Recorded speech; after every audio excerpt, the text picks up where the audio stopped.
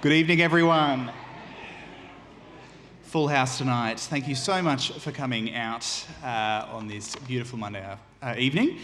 Welcome to BrisScience. Show of hands, who's here at their very first BrisScience ever? Got a few? Fantastic. UQ runs this event every month or so please get on our mailing list on our website. Come along, we feed you afterwards. We have great speakers from around the world and it's a really excellent night, so thank you for coming out. I'm Dominic Jarvis, I'm the organiser of this event. Usually you have the very captivating Joel Gilmore to present, but you're going to have to put up with me tonight. Joel's sadly double booked, but he might be able to build a time machine after watching the video of this presentation and come back, so look out for Joel. He did leave me with one quantum physics joke to pass on this evening. Schrodinger's cat walks into a bar and doesn't. Oh, that's not bad. Thanks, Joel. I'd like to acknowledge the traditional owners on the land on which we're all meeting here tonight.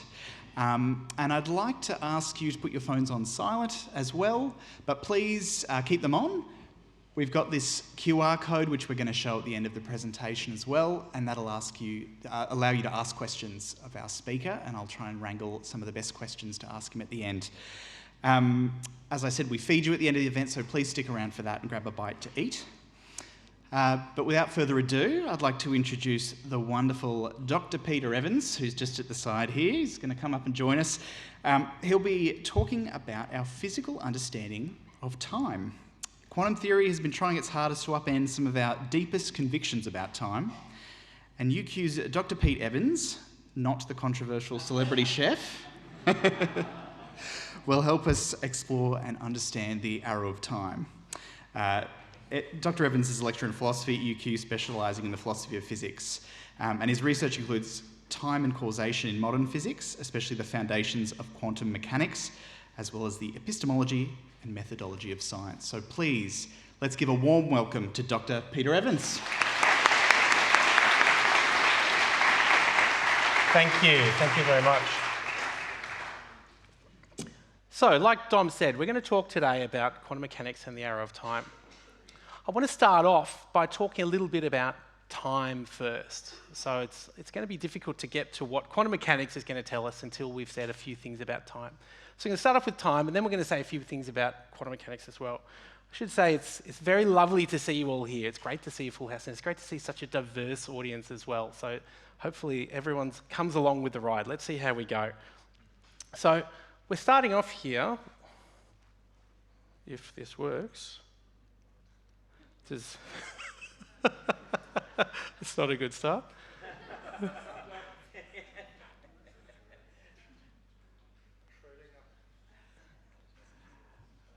While we get that sorted, we're going to start off with a little historical narrative from the late 16th century. Here we go. So this is Pisa Cathedral. And this is a rather famous chandelier hanging in Pisa Cathedral, right in the middle here. So this is the object of the photo here. In the 1590s, a young man by the name of Galileo Galilei sat in this cathedral listening to, from all accounts, a boring sermon. He wasn't too interested in the sermon though. There was a breeze blowing through the top of the cathedral, and the breeze was making the chandelier sway in the wind. And Galileo stopped and paid attention to the way that this chandelier was swinging and came up with what eventually became the theory of pendula. Now, the reason he was able to do this was he started off thinking about the time it was taking for this chandelier to swing from one side to the other.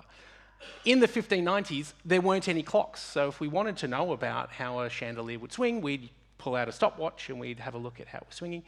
There weren't any clocks, so this is the famous part of the story.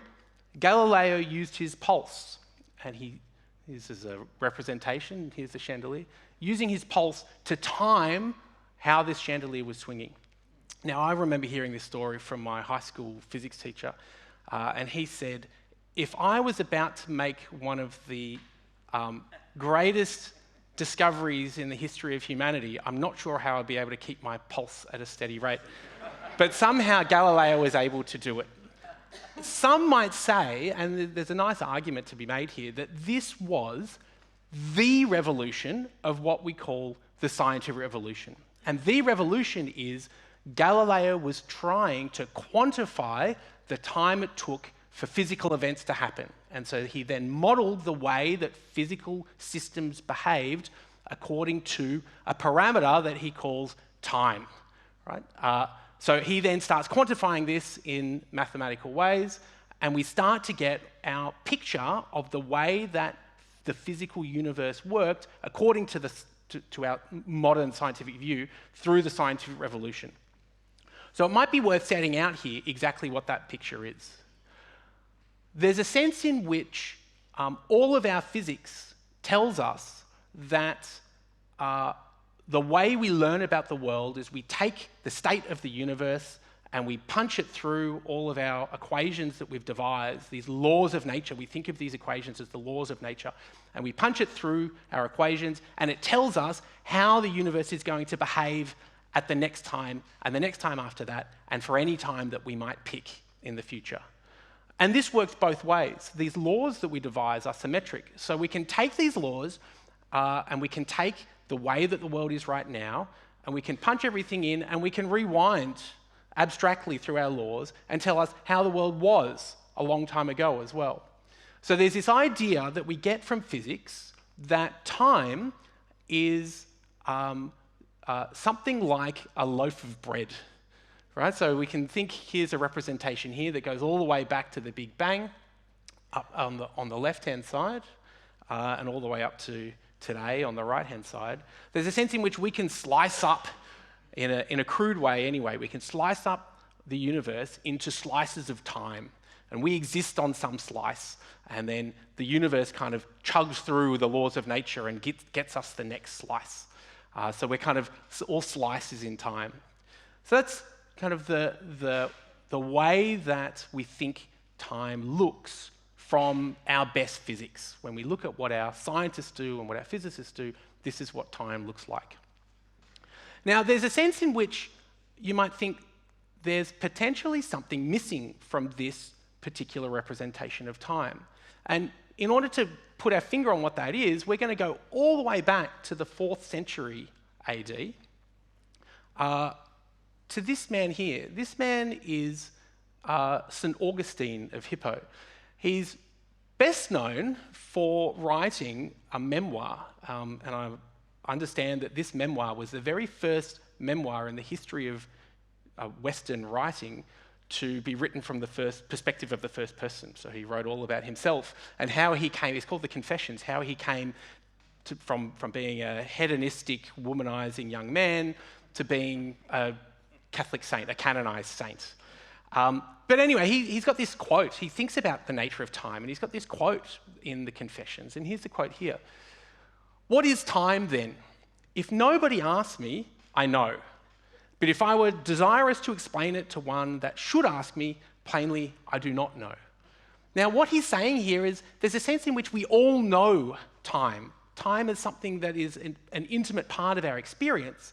But if someone said, well, can you explain to me what it is? He's saying, well, I don't know how to do that. I'm not sure I'm going to be able to explain that to you. But that doesn't change the fact that we all have this very intimate experience of time. And this is perhaps the thing that's missing from that picture that we get from physics, that we have a sense in which, first of all, the present moment is special in a way that other moments are not. We've got memories of the other moments that we were at, but the moment right now is very special. There's a sense in which the past is different from the future. We can remember the past, but we can't remember the future. We haven't experienced it yet. And there's also a sense in which time flows, and it flows somehow inexorably. It's independent of us in some way. It seems like that anyway, that it flows and we're just being carried along with the flow of time. Now, I've said this before to undergrads, but it's also something that I've said at the kitchen table to my kids, and it's a nice little exercise to think about the flow of time. So you think about now, And I said the word now. That first time I said the word now was kind of a moment, the present. But just 2 sentences later, that now is a few seconds ago. It's gone. And here we have a new now. But by the time I finish that sentence, that now is gone also, right? And you can think about that ad infinitum, right? The time just keeps going. And at the kitchen table, it's like I performed a magic trick. My kids were like, "Whoa, how did you do that?" Right? But it's something that just happens, right? The time just keeps going. So there's a sense in which this picture of time that we get from physics might look like it misses this part of time. But I guess there's different things that we can say about that. So hopefully we can disentangle a little bit just now what we might say. First, I'm going to think a little bit about what we say from classical mechanics, which is the system of the world that deals with the ordinary objects that we see around us, before going on to talk about quantum mechanics. So this is a representation of, I'm pretty sure it's a Newcomb engine in Scotland. And you might think, well, what does this Newcomb engine have to do with the nature of time? Well, during the Industrial Revolution, Britain had forged ahead through the end of the 18th century and the beginning of the 19th century, to the point where in 1850 they held this big exhibition in London to show how far ahead they were of the rest of Europe technologically. But where the British pushed ahead by trial and error, the French and the Germans, in trying to catch up, looked at the problems of industrialization with a scientific lens. And one of the things that the French in particular started to develop was a theory of how steam engines work. And this theory we call thermodynamics. The thermodynamics is a bit older than the 19th century, but it really came to the fore during the 19th century. Thermodynamics deals with the way that energy moves through a system as the system moves. And there's a key idea in thermodynamics, and this idea we call entropy. Some of you might have heard of entropy. Entropy is kind of the loss of heat as a system moves through its dynamics. It's kind of doing something, it's doing work, and there's heat generated, and heat is dissipated out into the world, and this is referred to as entropy. Now, it just so happens that this idea of entropy looks like it is intimately related to our notions of time. And the reason is that entropy, certainly in the late 19th century, it starts to get a deeper explanation in terms of what we call statistical mechanics. Statistical mechanics says, well, all of the things that make up our physical systems are little molecules and atoms, and there are many, many, many trillions and trillions of these. So Avogadro's number is 10 to the 23. So there's typically 10 to the 23 molecules and atoms in small amounts of what we call ordinary matter. And so the properties of these systems can be described on average. That's why it's statistical mechanics. They're described on average. And so when we look at the way systems move on average, then we start to see thermodynamic effects, like entropy being dissipated into the world. So here's an example of a system undergoing a physical change. Now, what's interesting about this is if I showed you these 4 images in any random order, I chopped them up in cards and I shuffled them and I gave them to you, you would be able to put them in time order. You would be able to take them and you would say, this one comes at the front and then these ones come after.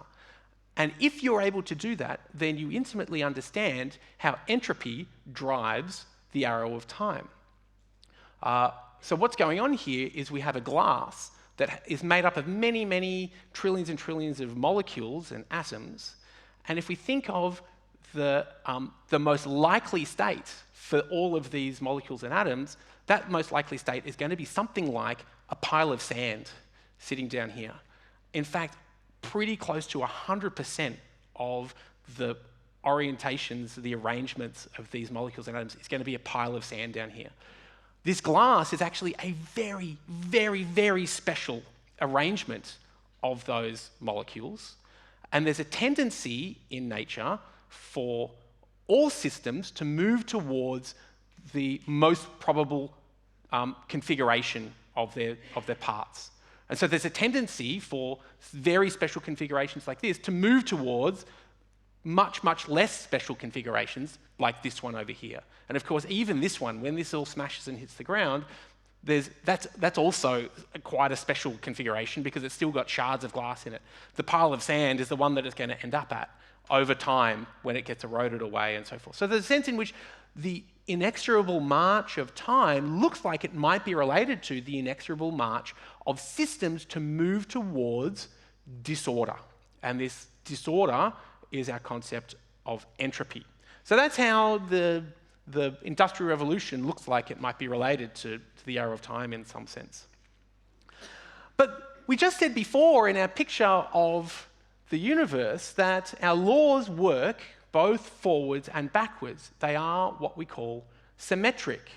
So you might say, well, what's going on? If our laws are symmetric, why is there this one field in thermodynamics where looks like we've got an arrow where we've got some asymmetry? And so here's a nice way to think about it. Here's a medieval feast. So you can imagine it here, this table laid out here from one end to the other. And on the table, before anything is laid out, the table is perfectly straight.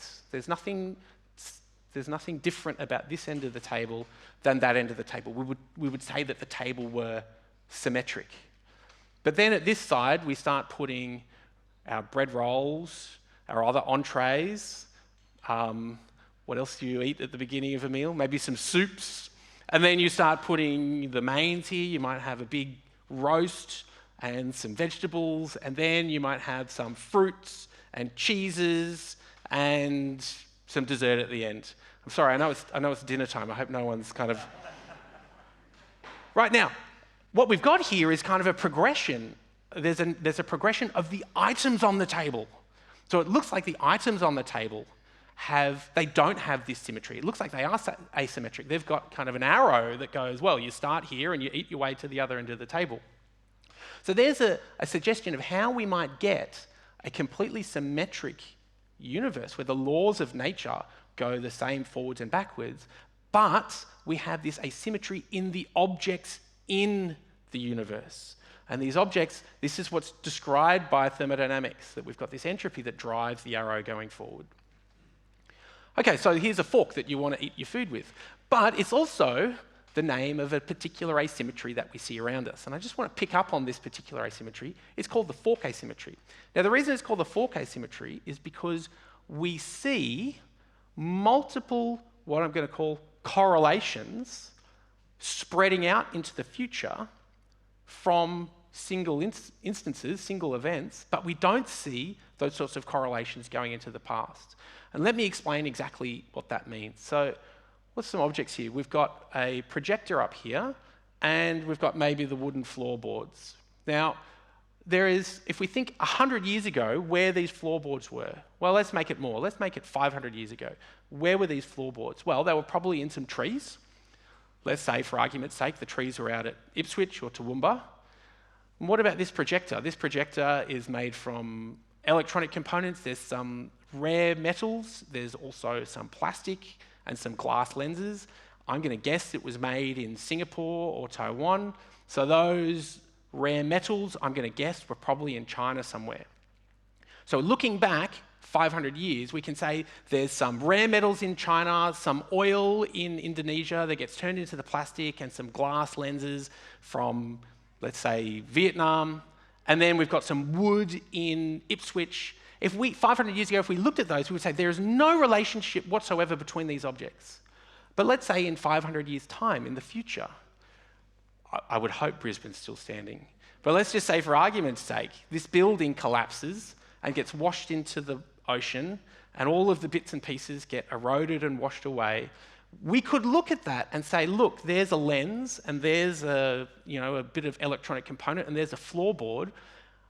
What's the relationship between all these? Oh, they all used to be part of the Edge auditorium. So there's a correlation between them, and the correlation stretches into the future, but not the past. And so you might look at this and say, well, is there something special about the direction that time goes that's underpinned by this correlation? And I'd like to suggest that this correlation is only underpinned by the arrow of entropy. And it's important to point this out, that it's only underpinned by the arrow of entropy. So we usually see this, and the reason we usually see this is because we have special conditions at the end of our dinner table, right? Special conditions in our past that we call low entropy conditions, and they drive these correlations towards the future, this fork asymmetry. Now we're going to start thinking about the subatomic world, and I'm just going to give a teaser before we really start talking about quantum mechanics.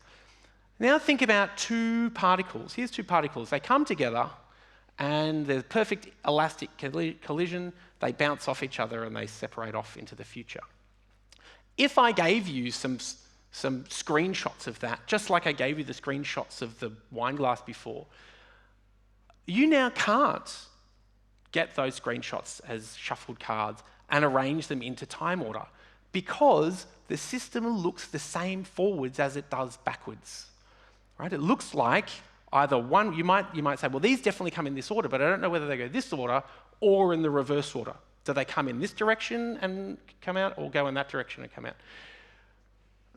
That's fine. That's because at this level of abstraction, when we're talking about systems like this, we don't have an entropy gradient with which we can decide how these systems might be arranged in order. We might be able to, in an actual system, look at what's happening in the lab around these parts and say, well, look, we can see from what's going on in the lab that we've got a direction of time in this direction. Here's how we should arrange it. But when we're just in this particular arrangement of particles coming together, we can't say which order they come. But keep in mind that if our fork asymmetry is underpinned by an entropy gradient, it means we don't have a fork asymmetry in this particular case. And I'm going to use this in a moment when we're talking about quantum mechanics. So we think that the particles coming in are independent, and then after they've collided, we think, oh, right, now their paths are correlated because of their interaction. But if there's no fork asymmetry, then we don't know whether they're coming in and they're somehow correlated before they interact rather than after they interact. So we'll get back to that point. Okay, let's now talk about quantum mechanics. So that's it for classical mechanics. And we know a little bit about the arrow of time now. Now we're going to think about quantum mechanics. Now, quantum mechanics, for those that don't know anything about quantum mechanics, it's a piece of mathematical machinery. It is one of the most precise pieces of mathematical machinery that humans have managed to invent or discover, depending on your view. Now, it's very precise. So precise, I think there's a calculation of the gyroscopic factor of a particular subatomic particle is known by up to something like 15 decimal places. And it matches what we can measure in the lab. I mean, that is pretty unbelievably accurate. But the problem with quantum mechanics, and this is the sort of problem that you hear about in public discourse around quantum mechanics, is that we don't know what the world looks like in order to provide an explanation for why we have the quantum mechanical laws. And I want to emphasize the don't know part. So if you ever watch, say, Brian Cox on TV or Brian Greene talk about the nature of reality that we get from quantum mechanics, and they say things like, the world is in a superposition of other things, and only when we look at it does it become definite, and it's indefinite before that, or we have a multitude of parallel universes that all exist. Right? These are all suggested ways that the world might be. You can all walk out of here now thinking, all right, now I know that when these people say, this is the way the world is, this is one way the world could be, but actually we don't know. So I just want to emphasize that point. All right? We don't know. And there's some really good suggestions and some really outrageous suggestions. What we do know is something very weird is going on in reality to give us quantum mechanics, but we don't know exactly what that weird thing is or how weird it is. It might be not very weird at all. So I want to just talk a little bit about the history of quantum mechanics to show you one example of how the arrow of time plays a crucial role in one of the suggestions of how things can go before coming right up to contemporary times and talking about a second way that the arrow of time might be influenced by what we know about quantum mechanics. So, some of you might have seen this man before. This is Albert Einstein, and this is Albert Einstein in 1905. So often we see Albert Einstein in his older years, just before he died, with his crazy hair, and he's looking very old. But here's the Albert Einstein that had the annus mirabilis, his miracle year, where he discovered a whole range of different things all in 1 year. So the thing that Albert Einstein won the Nobel Prize for was discovered in 1905. He essentially discovered the photon, which is, for all intents and purposes, the first quantum particle that we really knew about. So that's 1905. And here's Niels Bohr. In 1914, Niels Bohr came up with a model of the atom with a nucleus at the centre and orbits of electrons around the outside. We now call those shells. And he surmised that electrons jump between the shells. And when they do so, they release little packets of energy. And these little packets of energy are the quanta. So that's all that quantum means, right? Quantum just means little packets, amounts, quantity, quantum, right? Little packets. So quantum mechanics is about these little packets, and Niels Bohr in 1914 had this idea that there's these little packets that come out of atoms. This is Louis de Broglie. Louis de Broglie was a prince, a French prince. He is the start of what we think of as the quantum revolution. In 1924, Louis de Broglie finished his PhD thesis. It's 2024 right now. So exactly 100 years ago, I think de Broglie defended his thesis in November. So exactly 100 years ago, he was writing up the ideas that formed the start of the quantum revolution. And his idea was that particles have waveforms and waves have particle forms. And his idea was something like every particle has a wave associated with it on which the particle surfs in a way. So the wave pushes the particle around, the particle surfs the wave, and the way it moves is non-classical, according to de Broglie's theory. But he never really completed the theory. He never gave the wave equation that underpinned how these waves move. So that was 1924. In 1925, 1 year later, Heisenberg, with two of his colleagues, so this is Werner Heisenberg, two of his colleagues, including his team leader, Max Born, came up with the idea that there's a particular new type of mathematics. We call this mathematics matrix mathematics. This was new back in 1925, that describes how quantum systems behave. And so they thought they hit on a real breakthrough. And then in 1926, this is Erwin Schrödinger came up with, building on de Broglie's ideas, the wave equation. Now, what's important about this narrative, when we finish up at Schrödinger, he comes up with a wave equation that looks like the sorts of equations that we have already in classical physics. And so that means it looks like the sort of equation that gives us that picture we saw before of the whole universe set out at once, and we plug in all the information at a time, and the laws push us forward and tell us what's going on at all other times. So it looks like at this point that, quantum mechanics looks the same as everything else. It should tell us the same things about time. However, it's this work up here from Heisenberg that said things move in jumps that doesn't seem to fit with this idea that quantum mechanics just evolves. So we've got these kind of two laws. Quantum mechanics evolves, and then it also jumps. And this is the hard part about trying to say what quantum mechanics is telling us about the world. So for those that don't know, Heisenberg ends up visiting Bohr in the late 20s in Copenhagen, where Bohr is from, and they come up with a formulation of quantum mechanics that's called the Copenhagen interpretation. Now, Max Born was always very bitter about that, because Max Born, a lot of his ideas ended up in the Copenhagen interpretation, and he always said, this should be called the Göttingen interpretation, because these are my ideas.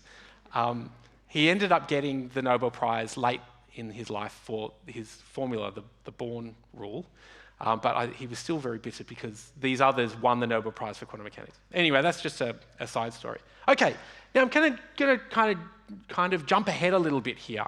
Jump ahead to tell us how we might think of the arrow of time in quantum mechanics.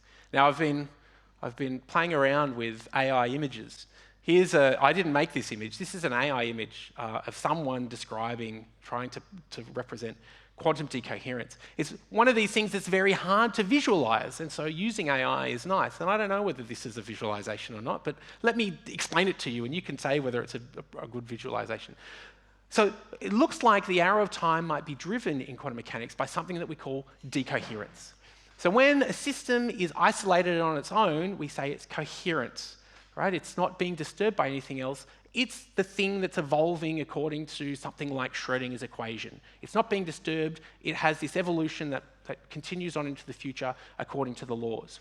But when the system starts interacting with other systems around it, it starts to decohere. It's no longer coherent. So coherence is like it's in step.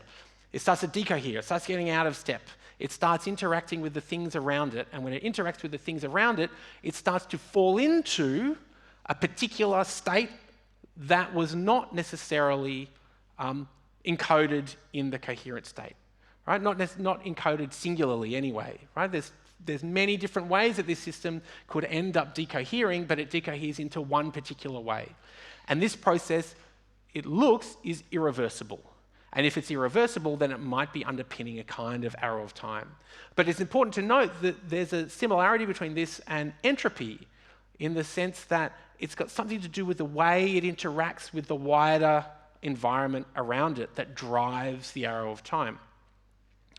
So, given that idea of decoherence, I now want to jump back into 1935, where these three gentlemen, this is Albert Einstein, Nathan Rosen, and Boris Podolsky.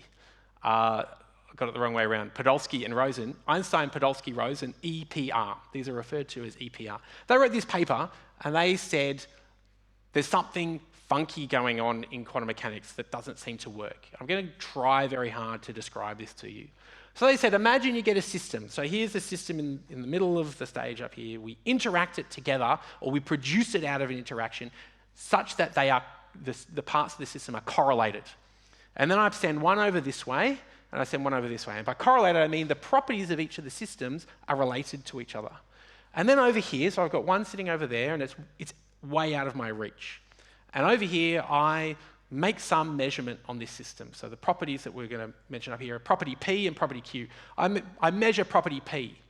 Now, just like if I was given two shoes, and I gave one shoe to someone over there, and I walked over here, without looking at my shoe, and then I look down and I see that my shoe is the left shoe, I automatically know that the other shoe is the right shoe.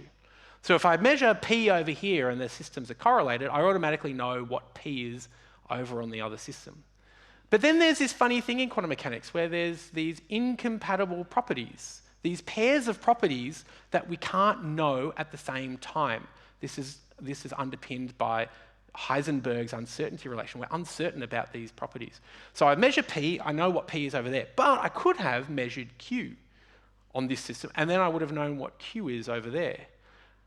But P and Q can't exist together. So it can't be that that system already knows its P and its Q simultaneously. They came about in the process of me looking at this system over here. And so now you can start to see the conundrum coming through. Here's what EPR say. They say, if without in any way disturbing a system, we can predict with certainty, i.e. with probability equal to unity, to 1, the value of a physical quantity, then there exists an element of physical reality corresponding to the physical quantity. So they say, if my theory is right, what it tells me about the world is true. That's what they just said there. Right? And this is a assumption of realism, that the theory is telling us something real about the world. And they also say this, since either one or the other, but not both simultaneously, of the quantities P and Q can be predicted, right? So I stand here and I can predict P, but if I measure Q, I can also predict Q. Since they can both be predicted, they are not simultaneously real because I can't predict them simultaneously. I can only predict them one after the other. So they're not simultaneously real. This makes the reality of P and Q depend upon the process of measurement carried out over here on the first system. And then this is the bolded part, the emphasized part, which does not disturb the second system in any way. No reasonable definition of reality could be expected to permit this. Now, this is often referred to, so the first one referred to as realism, this is often referred to as no spooky action at a distance. This is what Einstein said. He said this often. He said, There's no reasonable definition of reality could be expected to permit spooky action at a distance. All right, so they're arguing that if we say that the world is as the theory says it is, and there's no spooky action at a distance, which is pretty reasonable, then quantum mechanics doesn't tell us everything that there is to say about the world. It's missing the information. And so their argument is that it's incomplete. All right, so we're going to come back to that particular argument in just a moment, the argument that quantum mechanics is incomplete. But before we do, I want to introduce this man. This man is Olivier Costa de Beauregard. He was a French physicist who was a student of de Broglie, Louis de Broglie. So in the 40s, he was doing work, and he had this idea, and I want to present this idea. His idea was to undermine the EPR argument. He said, actually, there's an explanation for the spooky action at a distance, which means that it's not so spooky. I guess you guys can be the judge whether this is spooky or not. What can happen is that when I measure the system here, there is a correlation between what goes on here, reaching back into the past to when the system was created here, and then reaching back out in the future to this system over here. So there's not a spooky action at a distance, there's a perfectly explicable action at a distance where there's a correlation that goes backwards in time. But what's key about this argument is that if these are quantum systems, for them to come over to the two halves of the stage and be measured, they need to be coherent. And if they're coherent, that means they haven't decohered, that means they're not being driven by this kind of entropy-style arrow of time. So it looks like the arrow of time has gone missing here, and that's why it looks like, according to Costa de Beauregard's suggestion, that there's like a reaching backwards in time. So here's Costa de Beauregard presenting this idea. There's this arrow that comes back, and then an arrow that goes back forward again. Now, Costa de Beauregard had this idea, and his PhD supervisor, Louis de Broglie, said, no way, you cannot publish this. That is crazy.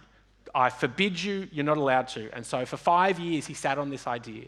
And then in the early 50s, or it might have even been 49, in 1949, a physicist by the name of Richard Feynman published an idea. Now, I should say, Richard, who's seen the movie Oppenheimer? Now, it's a real blink as you miss it moment in Oppenheimer.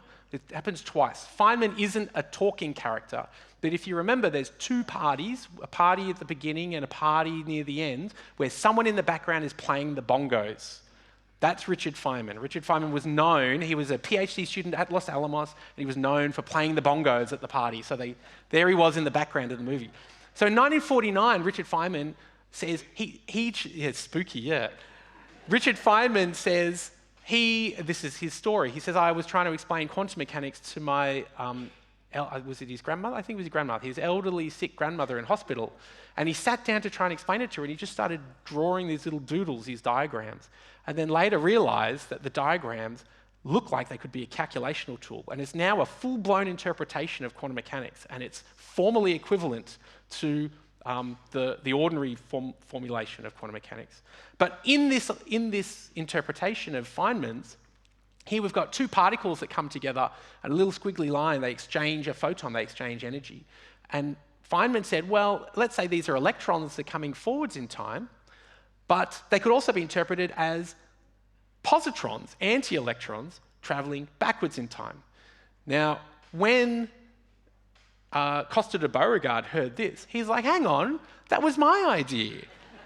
So then he goes ahead and he publishes. And here's a diagram from his paper where he compares what he's talking about and this zigzag over here, the system electron-positron de Feynman, right? So he said, look, I was doing that all along.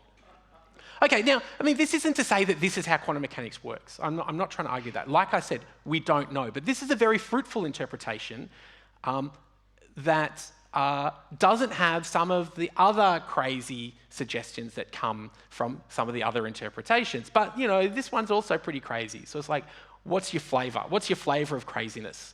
But at the very least, what this demonstrates is the way that the arrow of time underpins at least some ways that we think about the activity of quantum systems.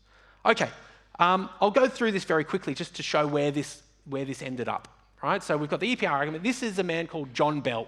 He was a physicist, a particle physicist at CERN in Geneva. And he took Einstein, the EPR argument, in realism plus no spooky action at a distance. And you remember that the conclusion of EPR was that quantum mechanics was incomplete. What Bell was able to show that it has nothing to do with the completeness of quantum mechanics. We could complete quantum mechanics any which way we like, and we still have a problem. So what he discovered was that if you took these two assumptions, actually the predictions of quantum mechanics should be incorrect if these two assumptions are true. Lots of experimental work was done to show that the predictions of quantum mechanics are spot on. And in fact, in 2022, these three gentlemen won the Nobel Prize for their work showing that the predictions of quantum mechanics are indeed correct. So this is Alain Aspect, John Clauser, and Anton Zeilinger. Anton Zeilinger was important in showing what the technological implications of these sort of systems are.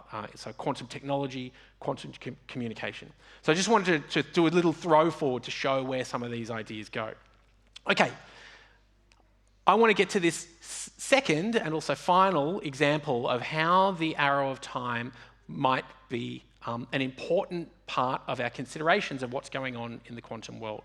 So I'm going to now fast forward all the way through to, it's about 2016, 17, 18. So we're talking certainly the last decade. And this is something called, what's now called the extended Wigner's friend scenario. So I'll explain what's going on here. Wigner was a physicist in the middle of the 20th century, and he had this idea that just like Schrödinger's cat, hopefully everyone's heard of Schrödinger's cat, I hope. We put a cat in the box, and we then put some quantum system that releases some poison. So Wigner said, well, maybe I could put my friend in a box. I could put my friend in a lab, my human friend. I hope he wasn't talking about his grad students. Put the friend in the lab and close the door. And now that we've got a human in there and the human can do some quantum experiment, and then outside the lab, I'm going to do some quantum experiment on the whole lab. And he kind of said, well, what's going on in quantum mechanics? Does this mean that kind of the human plays a role in the way that quantum systems come about? Who knows? But the bright spark in the last decade was to combine this Wigner's friend scenario with that kind of EPR scenario where we get some system and we take the two parts and we separate them and we do some measurement. So that's what's going on here. Oh, excuse me.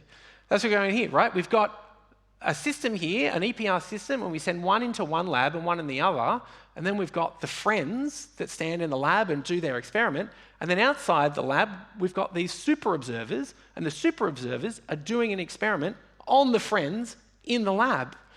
Now, what is absolutely fascinating about this scenario is that if you run through what quantum mechanics says should happen here, and you let this person do an experiment and get a result, and this person do an experiment and get a result, and then this person do an experiment on all the lab and get a result, and then this person do an experiment on this lab and get a result, and then you try and compare all their results, the results across all four observers are incompatible. They don't fit together. And this is one of the latest mysteries for quantum mechanics. It's so new, there's not really much that people have said about this. What it shows, perhaps, is that there can be no absolute story of how these systems evolve together over time. And we like to call this absolute story, and it's nice to think of it as the God's eye view. Imagine Zeus standing on Mount Olympus, overseeing everything that's happening in the world. And you would think, okay, maybe we don't know everything, but at least there's some answer to what's going on in the world. We don't even need to think about Zeus. Think about the picture we had at the beginning, the whole of time laid out in front of us. Right here, we're external to this system, we're taking that God's eye view that, okay, maybe we don't know every little bit of information, but we take it as granted that there's at least some story at every point of what goes on there. But the extended Wigner's friend scenario is telling us, well, actually, there's no such story. No such story at all. And I think that's a rather scary thought. It means we're going to need to upend some further assumptions we've got about the nature of reality. So what I want to do is just finish with some final thoughts, some speculative final thoughts of what this is telling us. So again, this is my actual playing with AI imagery. It's hard to really kind of picture some of the things that we want to talk about, but here we go. Here's an image. Try and use this image to spark some ideas. So the idea is, in the extended Vignes friend scenario, each individual occupies what a colleague on the other side of town here in Brisbane at Griffith University has called a bubble, a Wigner bubble. So inside the Wigner bubble, everything's fine. It's just normal physics goes. There might be other Wigner bubbles that, physics goes fine in those as well. But there's a sense in which the Wigner bubbles, unless they're popped, and there's probably some particular circumstances in which you can pop them, the Wigner bubbles can't mix. And there's no picture of space and time that tells us everything that happens across all the bubbles. What this is suggesting is that perhaps space and time themselves are more than just a background that underlies our existence. They're a special emergent system that comes from the way that we, human agents, human scientists, interact with systems in the world. Now, it might sound highly speculative, but there's lots of parts of quantum mechanics that suggest that this is the case. The fact that systems don't have a reality before we come and measure them looks like that the human is playing a key role in bringing about the existence of the world. There's a new interpretation known as cubism. It stands for quantum Bayesianism, that quantum mechanics is about, it's a betting rule, how we update our betting preferences based on the formalism of quantum mechanics. And what's important to this is that these are subjective betting preferences. And there's a nice symmetry between that kind of idea and the idea that quantum systems come about through our interaction with them. And there's obviously a history through science and philosophy of this idea that humans play a role in bringing about the world. So it looks like one possible solution to the extended Vignes friend scenario is that humans are playing a very central role in bringing about not only quantum systems, but also the arrow of time. And this leads back all the way to Galileo. And Galileo's key insight was to make this measurement of time. We quantify time and we measure time. Maybe it's the measurement of time that's underpinning the flow of time. That's the speculative thought for you. The flow of time isn't something happening in the world. It's not something that's inexorable, that charges on with or without us. We are playing the role as thermodynamic systems ourselves in the flow that's going on that we see around us. So it's not something that's just happening in our heads, and it's not something that's just happening in the world. It's happening in the interaction between us as thermodynamic systems and the world, also thermodynamic systems, that has a particular behavior that unfolds as we interact with the systems. So that's the speculative thought that I'm going to leave you with. Thank you very much.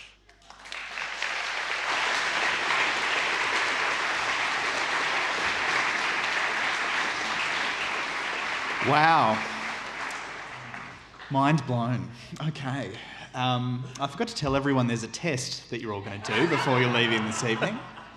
Thank you so much, Peter. That was really wonderful, and so much food for thought. I'm already getting some pretty incredible questions come through, so I'm looking forward to more of those. Could I just have the QR code put up behind me, please? If anyone wants to ask a question, please scan the code now and send it through to us, and we'll try and ask as many as we can. We've got a few minutes to ask some questions.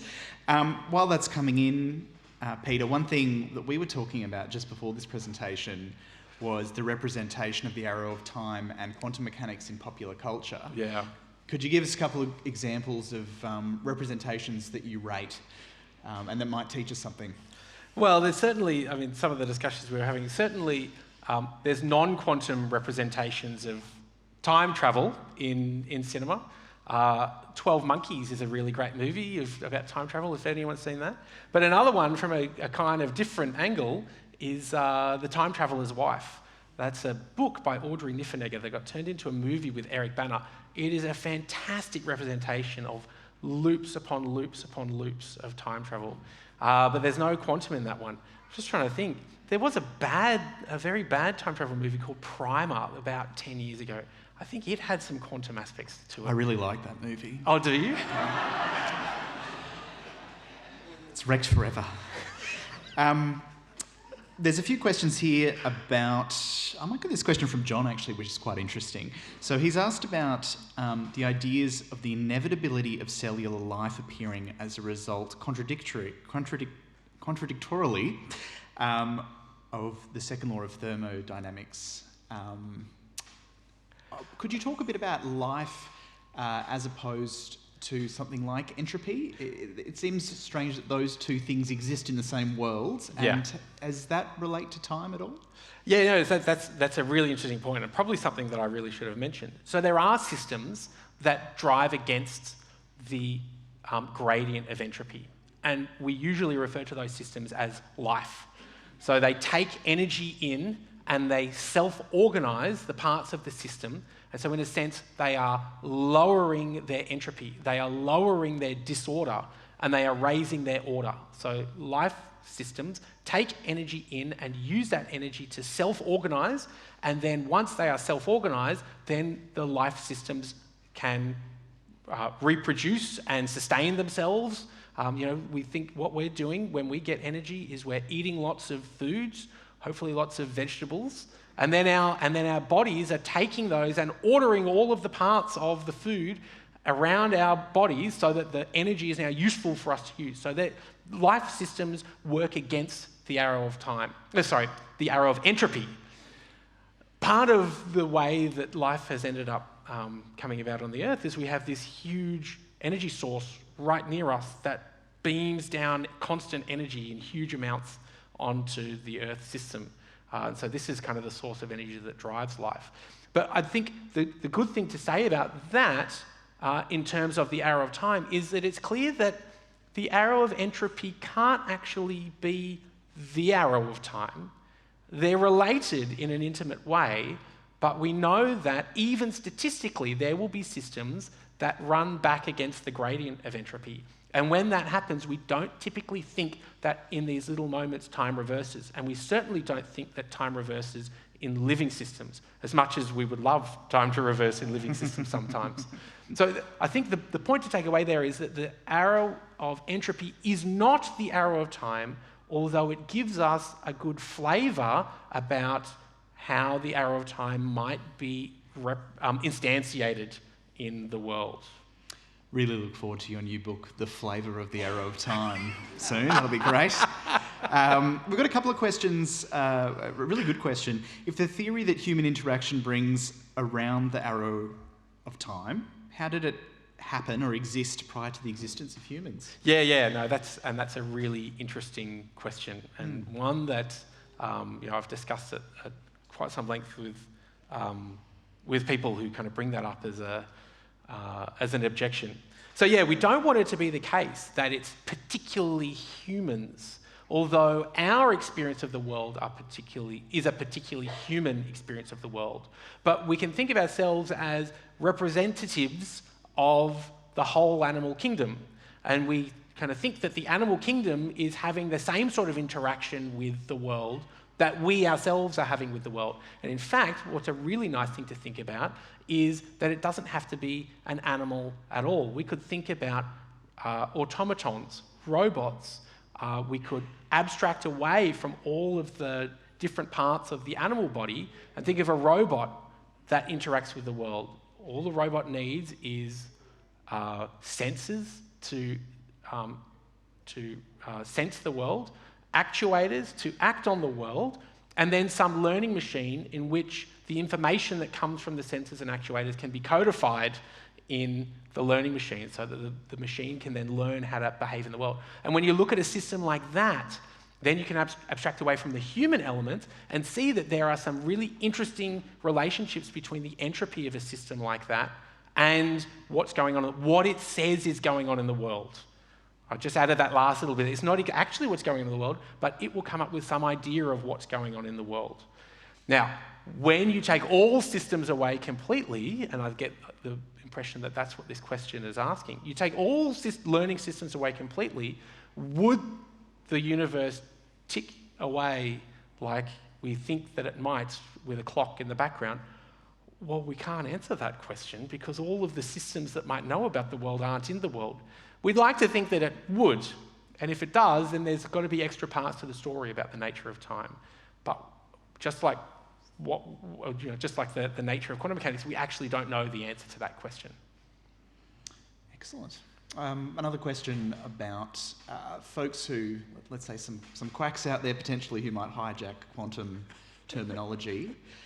What are your thoughts on that kind of use of the term or the science that's out there at the moment? Yeah, I think, and perhaps I was slightly guilty of it just now. I think we need to keep in mind, and I use the phrase quantum weirdness. We need to keep in mind, actually, that the quantum world is not weird. Probably a better thing to describe the quantum world, a better way to describe the quantum world is counterintuitive. But the quantum world is our world. It's this world, right here. The quantum mechanics that describes the world describes this world. So the things that look bizarre to us are actually going on here.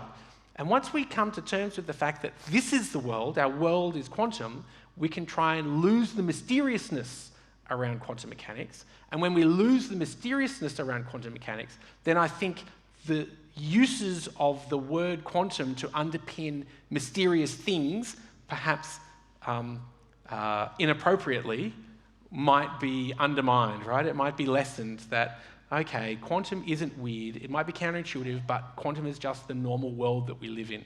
So people that kind of hijack the word, they might lose some of the gravity of calling things quantum if everyone understands that this is the quantum world, this one right here. Excellent. A really fundamental question here. Yeah, good. This is from Greg. Does time actually exist considering its variability and entanglement? So... Yeah, so there's these two aspects that I mentioned. There's time as our best science tells us, and time as our best science tells us doesn't have flow. Let's just put it in terms of flow. It doesn't have the asymmetry as well, but it doesn't have flow. And then there's our experience of time, and like I mentioned, the experience of time, it's almost entirely about flow. And so there's an open question as to what's the relationship between these two particular pictures. And there's plenty of work going on in the cognitive science side of science, in neuroscience, looking at the way that the human brain puts together the bits and pieces that might lead to an experience of flow or an experience of time. And certainly there's some research to suggest that there is some variability in the way that we might experience time. And I mean, I don't want to trivialize it by pulling out something like time flies when you're having fun, but that's kind of at least in the vicinity of what some of the cognitive science says about our experience of time. It does have to do with the nature of consciousness or the nature of our attention on particular things going on in the environment, and our experience of time is kind of caught up in that particular experience of the world. I think time has definitely flown through this evening, and I think we've had a pretty fantastic evening with you, Peter. It's been really wonderful. You're an amazing communicator. My last question to you, we had a bit of a historical view of what physics has looked like over the 20th century and beyond. What's the big discovery you think is just coming down the pipeline? Or is there something that you'd like to see in the next decade, say, that's currently being worked on? So the extended Wigner's-Friend scenarios require us to put a human in a lab and do some quantum measurement on them. I don't think that we'll ever get ethics approval to do that experiment. But we saw Bell's theorem. Bell came up with his theorem in the 60s, and the final, what's called the loophole-free experiment, was done in 2012 or 2013 in the Netherlands. So this was a 60-year time lag between when the theory was put forward and when the experiment was done, We've now got this theory about extended Wigner's friend scenario.